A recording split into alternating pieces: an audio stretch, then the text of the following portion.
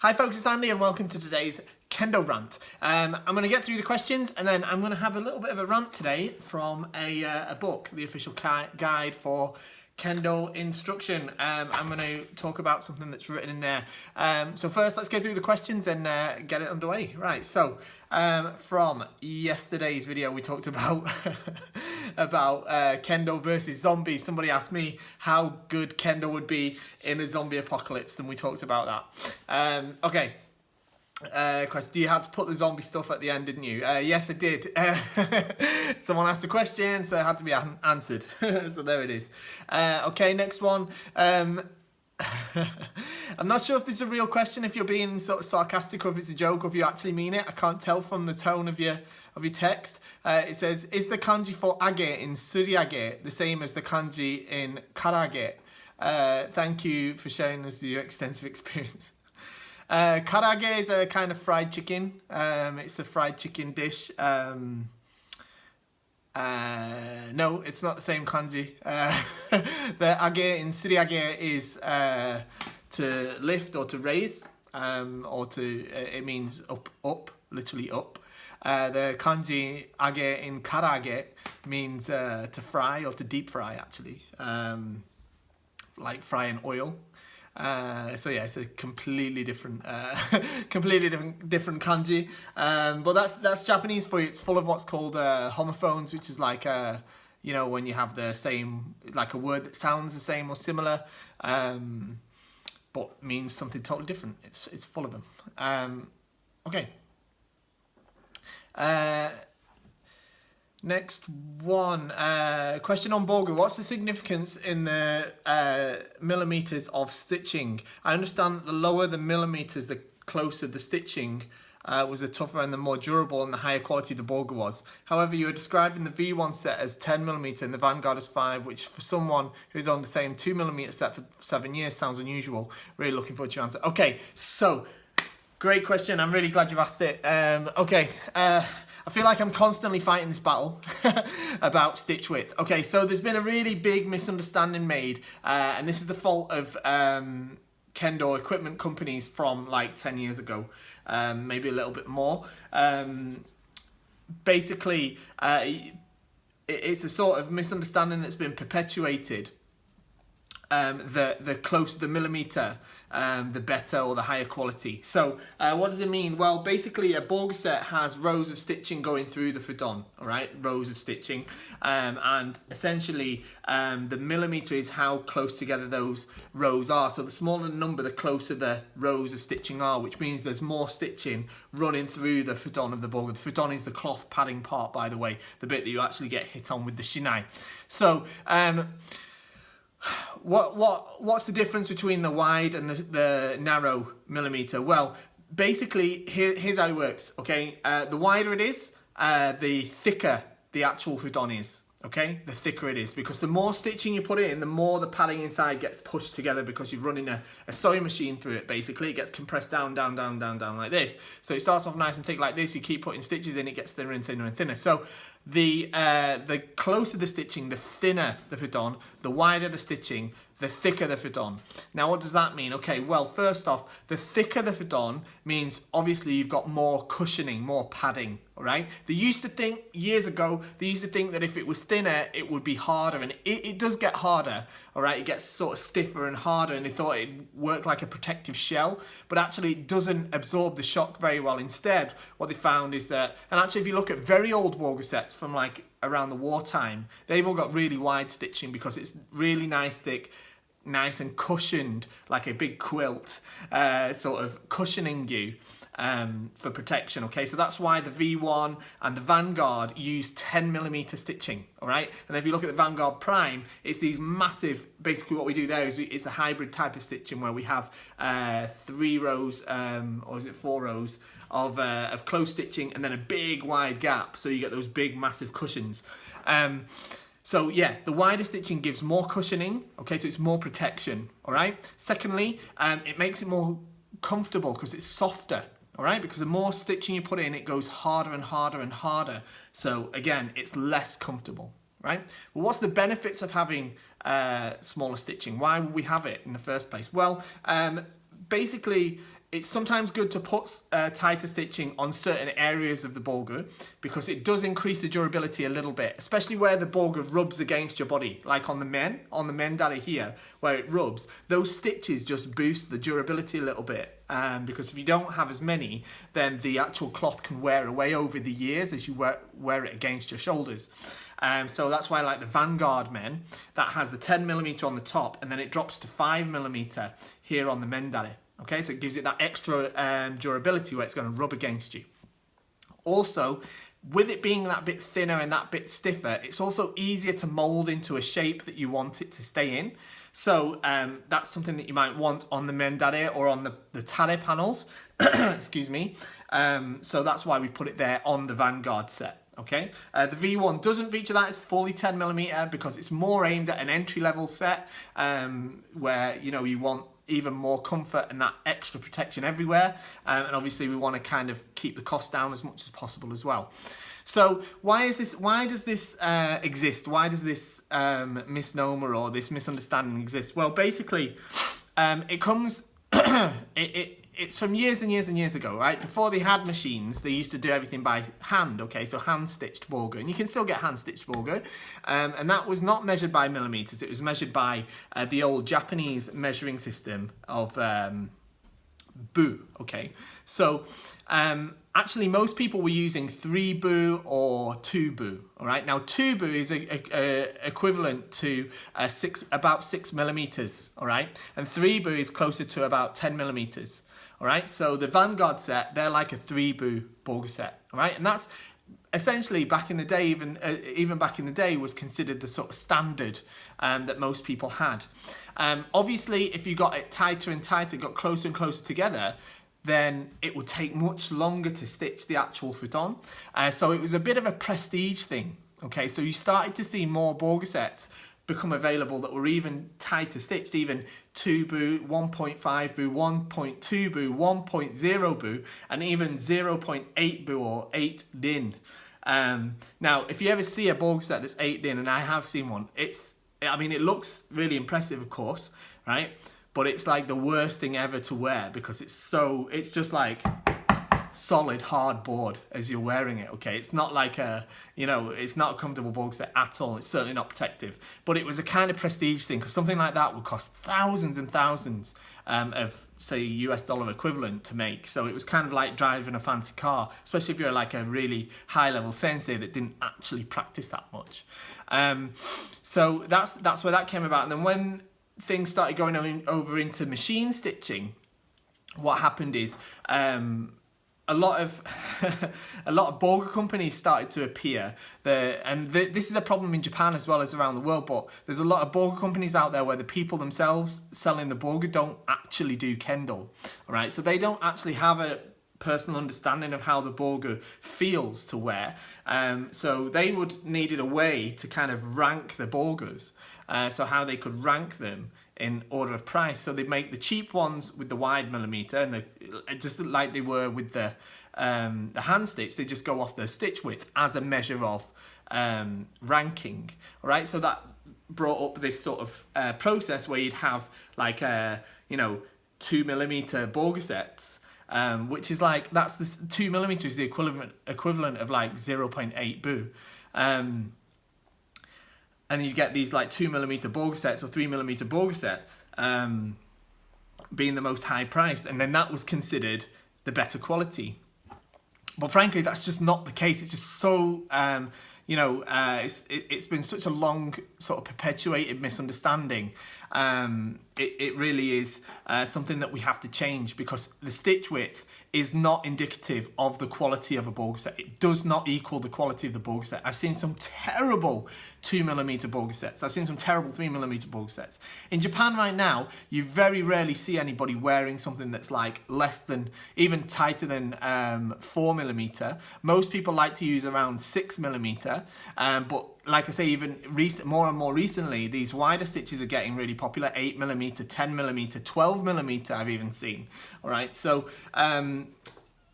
look, simple way, let's put it simply, the wider the stitching, the more comfortable and protective the closer the stitching, it becomes a little bit more durable. It's not a massive amount though, all right? It's not a massive amount more durability, but it does get a little bit more durable. It gets harder, it gets stiffer, it gets less comfortable, but it does get more moldable, so easy to make into the shape that you want to make it into, all right? So if you want a good Bogu set, you want it to be thick and protective in the places you get hit and durable in the places where it's going to rub against your body. That's why I designed the Vanguard set to be like it is. It has the 10mm on the top, which is nice and thick, nice and protective where you get hit. Same on the kote. And then it has the 5mm on the mendare here. All right, so you've got extra durability where it rubs against your shoulders and you can mold it nice and into a nice shape. And it has it on the tare panels as well. The V1, on the other hand, that's 10mm all over, because again, it's not a massive step down in durability, and it's a great sort of design for people who are just starting out in Kendo first Bogu set, because so many people quit Kendo, when they first start wearing the Bogu and they go out and buy like a 3mm or a 2mm Bogu set, they start getting hit on it and it starts to really, really hurt. So if you're out there, you're teaching Kendo and you're recommending Bogu sets to beginners, make sure you recommend that V1 Bogu set, because that is going to keep them in Kendo longer. At least that's the theory, all right? But it's worked so well. It's worked well so far, okay? Because that's the concept of what I do, and it has been for the last 10 years basically. So it's working well. So I hope that covers the question, all right? I know I've gone into that really quite deep, but it really is something that I mean, it's something that's been misunderstood for so long, and I really do wish it would just go away, that myth of closer stitching equals better. I really wish we could get rid of that, but it just won't go away. But anyway, that's that. Next one. Oh, this is a Bogu question as well. Andy, thank you for your videos. One question: which one is lighter, V1 men or Vanguard men? Practically, they're about the same. The V1 is probably a couple of grams lighter because it doesn't have the reinforced bars in the Mengane, but it's not enough that you would actually notice. All right, they're both about the same, and they're very lightweight. They're certainly not heavy. Is that the end of the questions?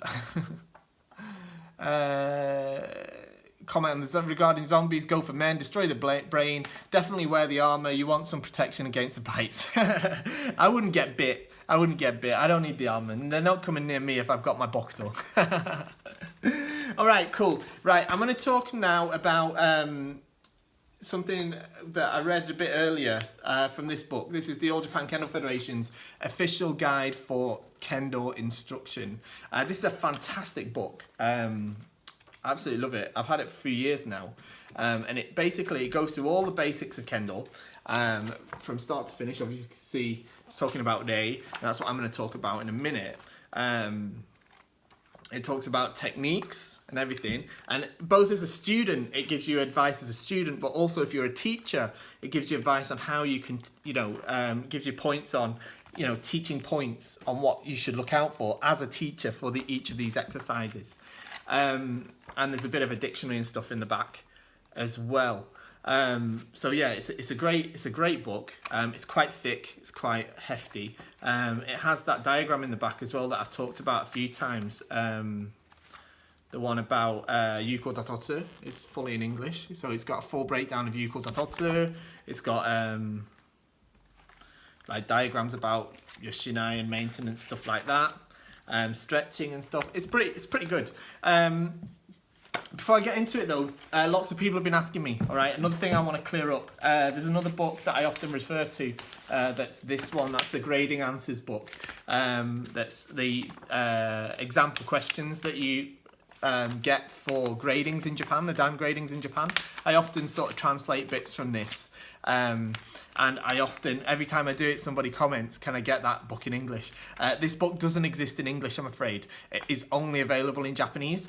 So no, you can't get this one in English. That's why I keep trying to translate bits of it, sort of bit by bit.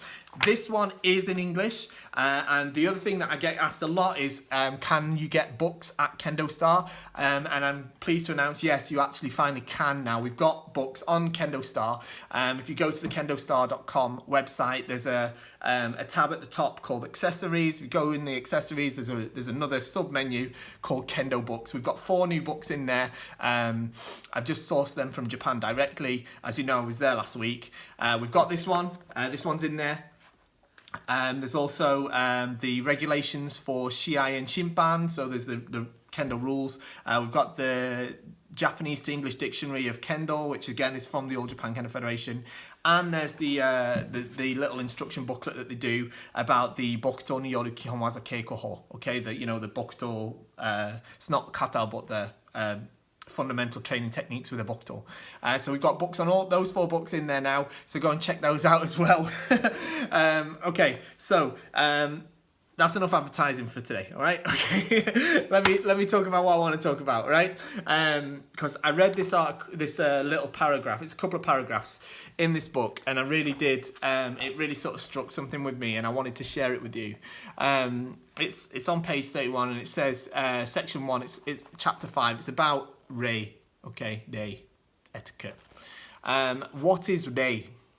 Right, and I think this is really pertinent. I think it's super good. So generally speaking, rei refers to conduct for maintaining social order, such as interacting with others politely or greeting people as you meet them. It denotes correct deportment in attitude and form and acting in accordance with the established modes of decorum. So yeah, it means like being nice and not nice person. Yeah, and getting on with people, greeting people as you meet them, and interacting with people politely. Kendo is often said to begin and end with rei, and protocols of etiquette are fastidiously adhered to. As Kendo is a form of combat in which 2 opponents actively attempt to strike and thrust at each other, it is important to line this with the feelings of respect. Practitioners cooperate by engaging in rigorous training together to strengthen their bodies, develop their technical ability, and cultivate their minds. There must always be genuine sentiments of gratitude and esteem for opponents, and these sentiments are demonstrated through strict observance of protocols of courtesy, and it says in brackets, reigi saho. In this way, practitioners learn empathy and how to interact with other people through their experiences in Kendo. Furthermore, as Kendo involves aggressively attacking each other, it's possible to get carried away and lose control of one's emotions. By observing correct etiquette and training, the practitioner learns to subdue any antagonistic thoughts. The dojo is not a place for play or entertainment, but for study in the quest for self-cultivation. It is a clean and pure environment where the practitioner must demonstrate a dignified manner and exemplary attitude, always acting with restraint and looking after all equipment. The self-control and discipline expected in the dojo helps the practitioner achieve coalescence in body and mind and learn to curb selfish desires. This is why the concept of rei is so important in Kendo. So, bit of a long bit there, but I really enjoyed reading it, and it really was good to go back to it and think about it, because it really sort of refreshed me on why do we place such emphasis on rei in Kendo. And it's easy to just go through the motions. And we got one of the questions I answered yesterday was about we talked about the sort of difficulty between having a competitive spirit and also that sort of humility and also maintaining the rei, and whether shiai is really, some people may be doing shiai for just personal gain or just for personal satisfaction. And also we talked about having people in the dojo that are overly sort of aggressive or rough against juniors in order to sort of exert their authority. And it's partly that, after talking about that yesterday, that I came to read this, and I think it really answers those questions. And I really do think that, again, a lot of it's stuff that we've heard before. A lot of it's probably quite, I don't think I'd say obvious, but I think it's nothing there shouldn't be anything new in what we've just said there, but at the same time, it's sometimes good to just think on it and think, like it says, as Kendo is a form of combat in which two opponents actively attempt to strike and thrust at each other, it's important to line this with feelings of respect. And it also says about Kendo involves aggressively attacking each other. It's possible to get carried away and lose control of one's emotions. That's really important, and it's possible to do. It's really often not often, but it does sometimes happen where your emotions get the better of you, and you end up acting in a way that's not really desirable. Not just in Kendo, outside of Kendo as well, perhaps, and that's why we train in Kendo, so that we can help ourselves when we encounter such a situation. By observing correct etiquette in training, the practitioner learns to subdue any antagonistic thoughts. So that allows you. The idea is that by forcing ourselves to go through, even just forcing ourselves to go through the motions of Rei, of the Reigi Saho, that means the actual movements of Rei, by even just forcing ourselves to go through the motions of it, we're actually automatically calming ourselves down away from these antagonistic thoughts. For example, perhaps you're in a very important tournament, okay, and you've maybe travelled a long way to get there, which is something else we talked about yesterday, and you have a match and the opponent's very rough, or you don't have the very nice feeling or good experience of doing Kendo with your opponent, and you make the strike, and the Shimpan perhaps don't award it, and instead your opponent maybe does the Ojiwaza, and then they award the strike to your opponent, and you feel almost cheated or very upset that you lost the match when you didn't want to, and that you feel that you should have won the match.